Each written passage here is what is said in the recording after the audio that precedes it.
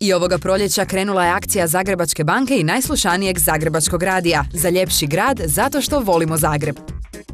Pridružite se akcijama uređenja u zagrebačkim kvartovima, ali pridružite nam se i na Facebooku. Pošaljite najljepšu zelenu fotografiju, možda baš vašu fotografiju da beru ostali Facebookovci i stručni žiri. Na Zabinoj Facebook stranici Živim zeleno od 28. ožujka do 2. svibnja možete postaviti svoju najljepšu zelenu fotografiju sa temama očuvanja prirode, korištenja obnovljivih izvora energije, sunca kao izvora života i sličnim motivima koji govore o ekološkom načinu razmišljanja. Svi korisnici Facebook stranice mogu međusobno glasati za fotografiju koja im se sviđa, a tu je i stručni žiri.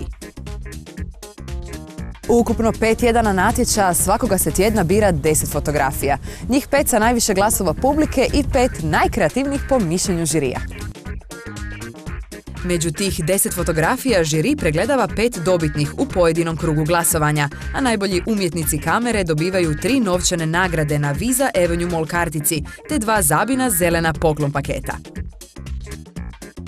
Sudjelujte u najpopularnijoj zagrebačkoj akciji. Prijavite svoju fotografiju na stranici Živim zeleno. Glasujte, možda i pobjedite. Živite i fotkajte zeleno.